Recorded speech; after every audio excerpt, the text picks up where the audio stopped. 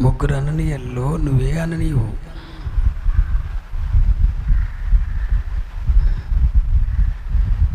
పెద్ద బిరుదున్నోడే ప్రధాన యాజకుడు, కానీ వాడు ఒక సున్నపు కొట్టిన గోడ. సున్నపు కొట్టిన గోడ, పెద్ద బిరుదు ఉంది. రే చిన్న ప్రార్థనా పుర్రాలరా, పరిచర్య బాగా చేస్తుందిరా, మంచి బిడ్డరా,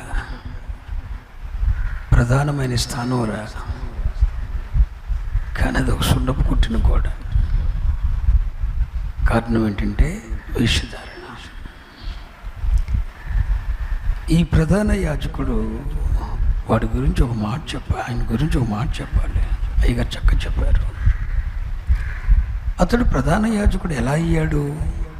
ధర్మశాస్త్రం చొప్పున అతడు ప్రధాన యాజకుడు. కానీ అతడు ఇచ్చిన తీర్పు ఉంది చూశారు, అతడు ఇచ్చిన తీర్పు ఉంది చూశారు, అది ధర్మశాస్త్రానికి విరోధంగా ఉంది. చూడండి ఒక మాట.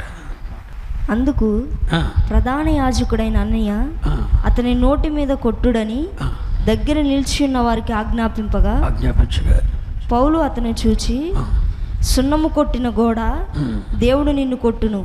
నీవు ధర్మశాస్త్రం చొప్పున నన్ను విమర్శింప కూర్చుండి. దేని చొప్పున? ధర్మశాస్త్రం చొప్పున నన్ను విమర్శింప కూర్చుండి. ధర్మశాస్త్రమునకు విరోధంగా నన్ను కొట్టను ఆజ్ఞాపించుచున్నావా అని. ఏ తీర్పు ఇవ్వట కూర్చున్నాడు? ఇతడు ప్రధాన యాజకుడు, ధర్మశాస్త్రం చొప్పున తీర్పు ఇవ్వటానికి కూర్చున్నాడు. ధర్మశాస్త్రము చొప్పున ఇతడు ప్రధాన యాజకుడు, ధర్మశాస్త్రం చొప్పున తీర్పు ఇవ్వటానికి కూర్చున్నాడు. కానీ ఇతను ఇచ్చిన తీర్పు ఏంటి? ధర్మశాస్త్రానికి విరోధంగా. ఇట్లాంటి రకాన్ని ఏమంటారు? సున్నపు కొట్టిన గోడ అంటారు. అంటే అతడు ఇచ్చే తీర్పు ఏంటి? ధర్మశాస్త్రం చొప్పున తీర్పు ఇవ్వటానికి కూర్చున్నారు, కానీ ఇచ్చింది ధర్మశాస్త్రానికి విరోధంగా. పైకే ఆత్మీయత, లోపల అసలు ఏమి లేదు, అది ఒక సున్నపు కొట్టిన గోడ. అంతే కదండి. ఇతడు ధర్మశాస్త్రం చొప్పున తీర్పు ఇవ్వడానికి కూర్చుంటాడు, అసలు ధర్మశాస్త్రానికి విరోధంగా పనిచేస్తాడు. అంటే ఇతడు ఎలాంటివాడంటే ధర్మశాస్త్రానికి విరోధంగా. అసలేమో ఇతడు ప్రధాన యాజకుడు అంటే ధర్మశాస్త్రాన్ని నెరవేర్చాలి, అమలు చేయాలి. కాదు, ఇతడే ధర్మశాస్త్రానికి విరోధంగా ఉంటారు. మనలో ఎంతమంది ఉన్నాం? ఈ పేరుకు మనకు తగిలిపోతుందేమో. మనకు అంటున్నా నేను, నీకు అంటలే నేను. ఈ పేరు మనకు తగ్గిపోతుందేమో. ధర్మశాస్త్రం చొప్పున ప్రధాన యాజకుడే ధర్మశాస్త్రం చొప్పున తీర్పు ఇవ్వటానికి కూర్చుండి, ధర్మశాస్త్రానికి విరోధంగా. దేవుని పిల్లలమైన మనమే వాక్యాన్ని నెరవేర్చిన వారమై ఉండగా, వాక్య చిత్తాన్ని నెరవేర్చే వారమైన మనమే వాక్యానికి విరోధమైన అడుగులు వేస్తే మనము ఈ తరపు అననీయలం. అర్థమైందా? మనమే వాక్యాన్ని నెరవేర్చవలసిన నీవు నేనే ఆ వాక్యానికి విరోధంగా, ఆ లేఖనానికి విరోధంగా, ఉపదేశ క్రమానికి విరోధంగా మనం అడుగులేస్తే ఆ ప్రధాన యాజకుడైన అన్నయ్య ఎవడో కాదు, మనమే. అర్థమైందా? లేఖనమునకు విరోధంగా, వాక్యానికి విరోధంగా, దేవుని చిత్తానికి విరోధంగా, ఉపదేశ క్రమానికి విరోధంగా మనం నడుచుకుంటే ఈ తరపు ప్రధాన యాజకులైన అననీయులు ఎవరో కాదు, మనమే. మరి దేవుని వాక్యానికి విరోధంగా నడుచుకుంటున్నా నీవెవరివి? లేఖనానికి ఉపదేశ క్రమానికి విరోధంగా అడుగులేస్తున్నా నువ్వెవరివి? ఈ తరపు ప్రధాన యాజకుడు నువ్వే, అతడే అననీయ. దైవజనులు మరొక అననీయ గురించి చెప్పాడు. సంకల్పం గొప్పదే ఆ అననీయకి. సంకల్పం గొప్పదే, దైవిక రోషం గొప్పదే, సంకల్పం గొప్పదే, ఆశ ఉన్నతమైనదే, దేవునికి ఇవ్వాలన్న ఆశ శ్రేష్టమైనదే. శ్రేష్టమైన ఉన్నతమైన సంకల్పాన్ని కలిగి ఉండి దాన్ని అమలు చేయటంలో ఫెయిల్ అయిపోయాడు. ఎవడైనా రెండవ అననీయ ఆస్తి అంతా అమ్మి అపోస్తల పాదాల దగ్గర పెట్టి దేవుని సేవకు ఇవ్వాలనుకున్నాడు అననీయ. సంకల్పం మంచిదా చెడ్డదా? ఒకడున్నాడండి పనికిమాలినోడు, తండ్రి ఆస్తి అంతా దోసుకుపోయి దుర్వ్యాపారం చేసి పాడు చేశాడు. కానీ అననీయ ఆస్తి అంత అమ్మి, సంకల్పం గొప్పదే. అననీయది కూడా ఆస్తి అమ్మి అపోస్తల పాదాల దగ్గర పెట్టాలనుకున్న సంకల్పం గొప్పదే, ఉద్దేశం ఉన్నతమైనదే. కానీ దాన్ని అమలు చేయటంలో ఫెయిల్ అయిపోయాడు. ఎవరు? అననీయ. అమలు చేయటంలో ఫెయిల్ అయిపోయాడండి. ఇలాంటి అన్నీళ్ళు ఎంతమంది ఉన్నారు? మీ ఉద్దేశం గొప్పదే పేతురు, నీ కుమార్తెని బలిపీఠం మీద పెడతాం, ఆ ఉద్దేశం నెరవేర్చటంలో నువ్వు ఫెయిల్ కాకూడదు.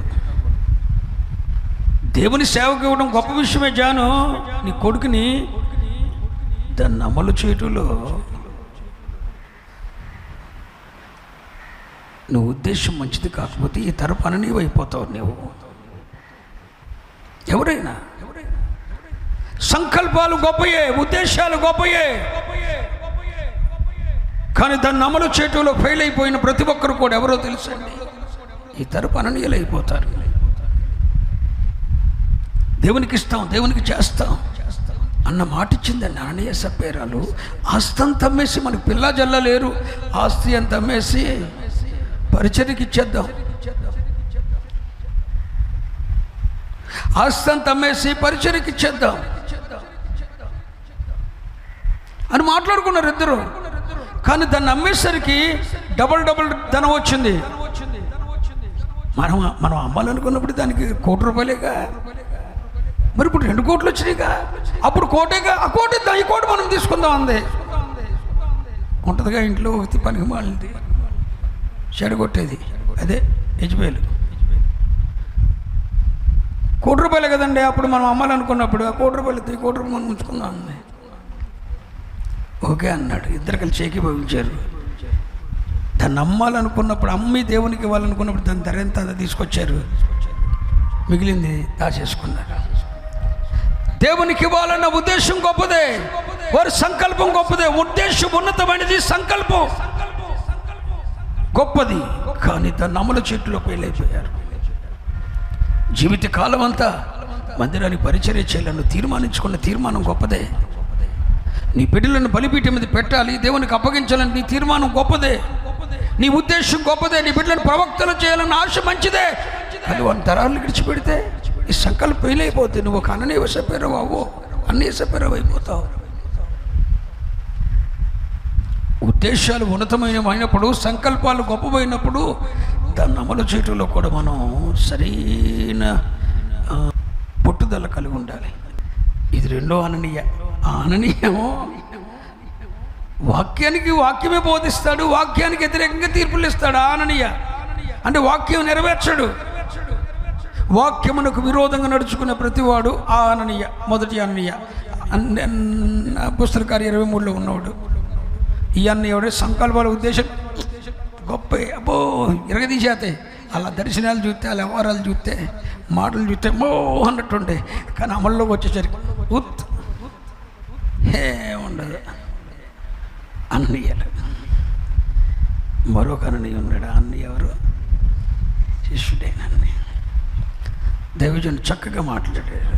శిష్యుడైన అననీయ అనండి, ఆయన పేరే శిష్యుడు. శిష్యునికి ఉండవలసిన 2 క్వాలిటీస్, శిష్యునికి ఉండవలసిన 2 లక్షణాలు వినండి. యెషయా గ్రంథం 50వ అధ్యాయం 4వ వచనం. శిష్యునికి తగిన నోరు, శిష్యునికి తగిన నోరు. ఎందుకు? అలసిన వాణిని మాటల చేత ఊరడించురు, జ్ఞానము నాకు కలుగునట్లు శిష్యునికి తగిన నోరు. నోరు నోరు అందరనండి, శిష్యునికి ఏముండాలి? శిష్యునికి తగిన నోరు ఉండాలి. ఇట్లారా అంటే చిత్తం ఎలినవాడా అనేదేంటి? శిష్యునికి తగిన నోరు. శిష్యునికి తగిన నోరు అంటే మాట్లాడే విధానం పర్ఫెక్ట్గా ఉండాలి. శిష్యుడికి తగిన నోరు ఉండాలి, రేగకూడదు. నెక్స్ట్, వినుటకై శిష్యుడు వినున్నట్లు నేను వినుటకై ప్రతి ఉదయమున నాకు వినుబుద్ధి పుట్టించుచున్నాడు. యెహోవా, ప్రభువుకు యెహోవా 5వ వచనం కూడా, ప్రభువుకు యెహోవా నా చెవికి వినుబుద్ధి పుట్టించగా నేను ఆయన మీద తిరుగుబాటు చేయలేదు. ఈ 2 లక్షణాలు ఉన్న శిష్యుడు ఎప్పుడు తిరుగుబాటు? ఏ నోరు? శిష్యునికి తగిన. అలాగేనయ్యా, అలాగే. ఎరా ఎప్పుడు రా సేవకే? చూద్దామయ్యా, చేద్దాం, చూద్దాం, ట్రై చేద్దాం. ఆ శిష్యుని తగిన నోరు కాదా? మీరు ఎలా అంటే అలాగేనయ్యా. శిష్యునికి తగిన నోరు. మీరు ఏం చెప్తారో అది చేస్తానయ్యా. అవునంటే అవును, కాదంటే వీళ్ళే ఒక ప్లాన్ చేసుకుంటే శిష్యుని తగిన నోరు కాదు. మొత్తం పిక్ చేసేసుకుంటారు రికార్డ్ అంతా. ఏం చేయమంటారు అంటారు. నాకు తెలుసు, అంత నాకు తెలుసు, మీరేమనుకుంటున్నారు అంట నేను. అంతేగా నిర్ణయించుకున్నా, సార్ అట్టాగా చేయండి. నాకు తెలుసుగా. అమ్మ చక్కదానం పుట్టింటి మేనమామకు తెలీదా? 25 సంవత్సరాలు,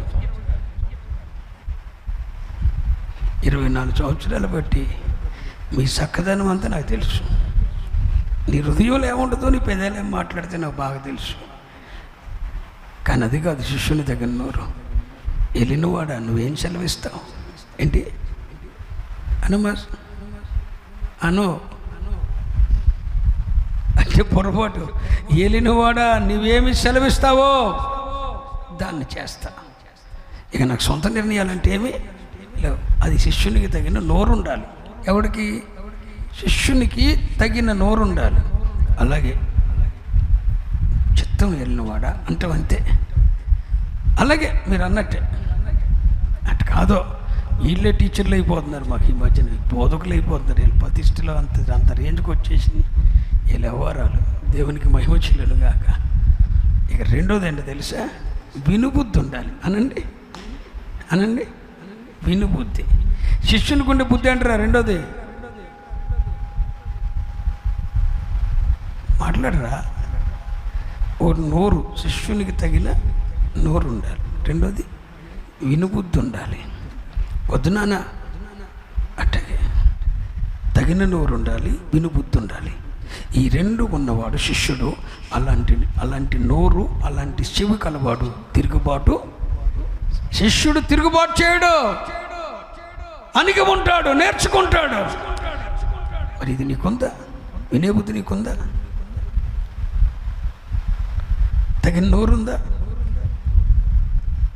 అట్ కాదు అనే నోరుందా? ఆలోచించి ఈ 3 అన్నయ్యల్లో నువ్వెవరివి? అంతా తెలిసి వాక్యానికి విరోధంగా నడుచుకుంటున్న వ్యక్తి అయితే నువ్వు పొష్టాననేవి. సంకల్పాలు గొప్పవి, ఉద్దేశాలు గొప్పవి, అమలు చేయటంలో ఫెయిల్డ్. 2వ అననీవి. 3వ అననీవి కావాలనుకుంటే తగిన నోరు ఉండాలి. నని ఏ నోరు? తగిన నోరు. చిత్తం వెళ్ళినవాడా అంతే. చిత్తం. మీరేం సెలవిస్తారో చిత్తం. అలాగే ఓకే. మీకన్నా మాకు ఒక వాక్యం ఏం తెలియదు, నాకు ఎక్కువ కాదు. మీరు గురువు, మేము ప్రభువుని నమ్ముకున్నాం. చిత్తం వెళ్ళినవాడు. అలాగే వినుబుద్ధి నాకు ఉంది. ఈ 2 తగిన నోరు, వినుబుద్ధి ఉన్నవాడు ఎప్పుడు దైవ సేవకుడి మీద కానీ, సంఘం మీద కానీ, దేవుని మీద కానీ తిరుగుబాటు చేయడు. ఈ 2 లేనోడు శిష్యుడు కాడు. ఏదో ఒక రోజున పెంట పెట్టేస్తాడు. నువ్వెవరివో గమనించు.